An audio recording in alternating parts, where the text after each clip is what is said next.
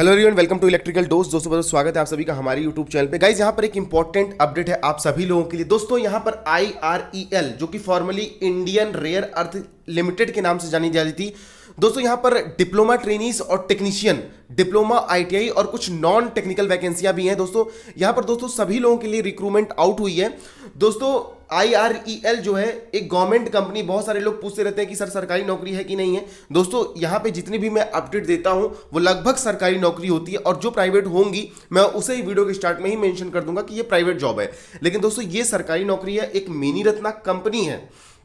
यहाँ पर दोस्तों हम IREL इंडिया लिमिटेड की ऑफिशियल वेबसाइट पे हैं, और यहाँ पे आप देख सकते हैं कि नोटिफिकेशन जारी हुआ है। देखिए दोस्तों, पहली जो नोटिफिकेशन है वो engagement of trade and technician apprentice, ये अप्रेंटिस की रिक्रूटमेंट है, और दूसरी दोस्तों ये परमानेंट रिक्रूटमेंट है। ठीक है, यहां पर मैं क्लियर कर देता हूं, मैं ये वीडियो जो बना रहा हूं वो परमानेंट रिक्रूटमेंट के बारे में बता रहा हूं। आपको अगर अप्रेंटिस की रिक्रूटमेंट के बारे में जानना है तो लिंक दे दूंगा इसी वीडियो के डिस्क्रिप्शन बॉक्स में, तो वहां पर अप्रेंटिस के बारे में खुद से पढ़ सकते हैं। लेकिन दोस्तों फिलहाल मैं इस वीडियो में परमानेंट रिक्रूटमेंट के बारे में बात करूंगा। Vacancy circular oblique notice advertisement number CO/HRM/07/2021, ये एक परमानेंट रिक्रूटमेंट है। ठीक है, वीडियो में पहले ही बता दे रहा हूं क्योंकि बहुत सारे लोग दोस्तों कंफ्यूज होते हैं। और इस वीडियो में दोस्तों हम बात करेंगे एग्जामिनेशन सेंटर क्या हो सकता है, फॉर्म फीस क्या हो सकती है, एलिजिबिलिटी क्राइटेरिया क्या क्या है। चलिए वीडियो को स्टार्ट करते हैं। वीडियो को स्टार्ट करने से पहले दोस्तों अगर आप मेरे चैनल पे नए हैं तो चैनल को सब्सक्राइब कर लीजिएगा और बेल आइकन को प्रेस कर लीजिएगा ताकि आने वाले वीडियोस के नोटिफिकेशन आपको सबसे पहले प्राप्त हो जाए। इसके अलावा दोस्तों आप हमसे टेलीग्राम पे भी जुड़ सकते हैं, जिसका लिंक इसी वीडियो के डिस्क्रिप्शन बॉक्स में मैंने दे के रखा है, तो उस लिंक पर क्लिक करके डायरेक्ट आप हमसे टेलीग्राम पे भी जुड़ सकते हैं। चलिए यहाँ पर दोस्तों जो ऑफिशियल PDF है पहले मैं इसे डाउनलोड कर लेता हूँ, आपको बताता हूँ कि क्या क्या इंपॉर्टेंट चीजें यहाँ पर मेंशन है।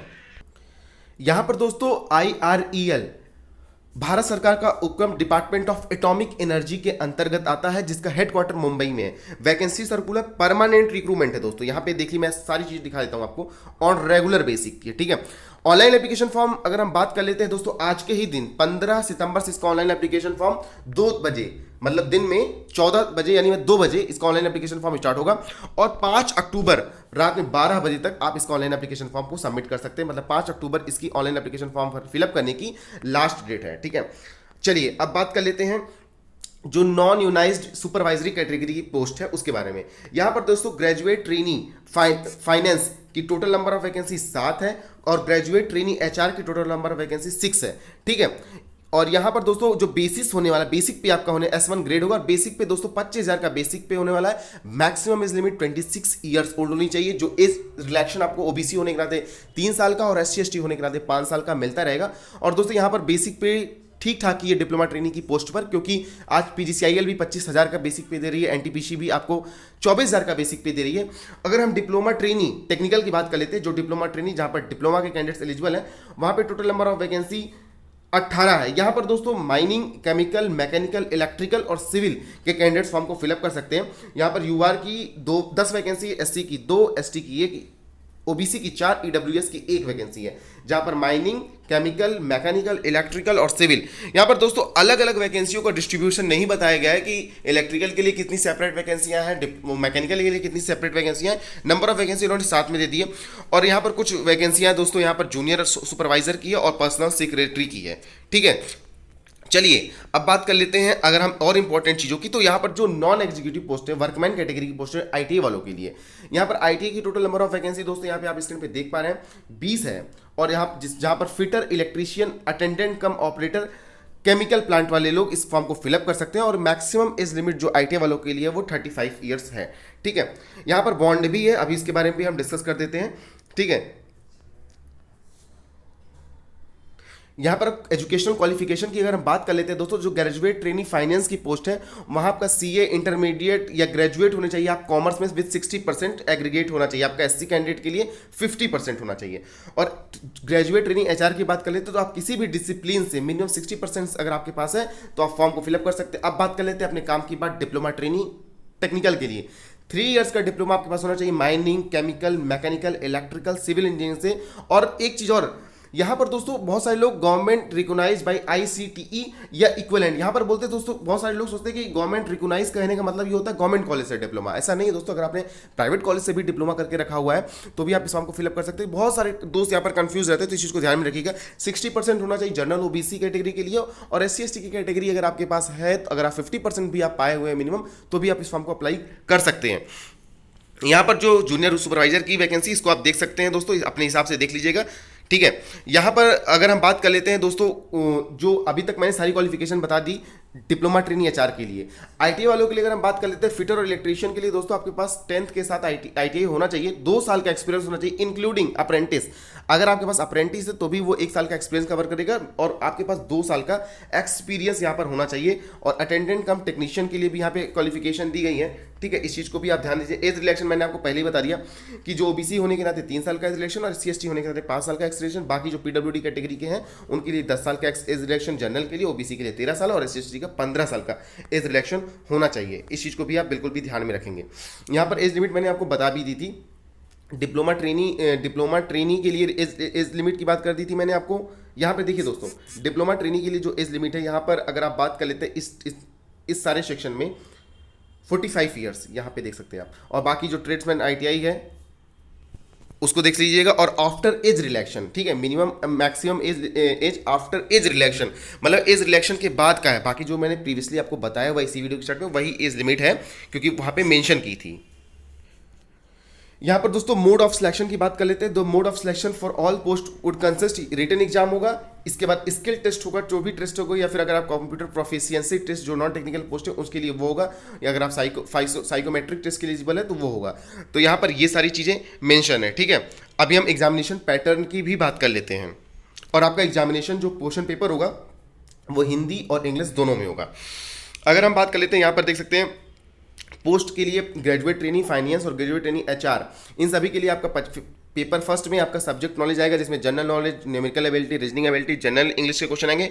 और यहाँ पर हम डिप्लोमा ट्रेनी, जो कि मोस्टली डिप्लोमा ट्रेनी जो ITI वाले भी हैं, और चाहे वो डिप्लोमा ट्रेनी की पोस्ट है चाहे BTech वाली, ऐसे ही कैंडिडेट्स हमारे चैनल पे जुड़े हुए हैं।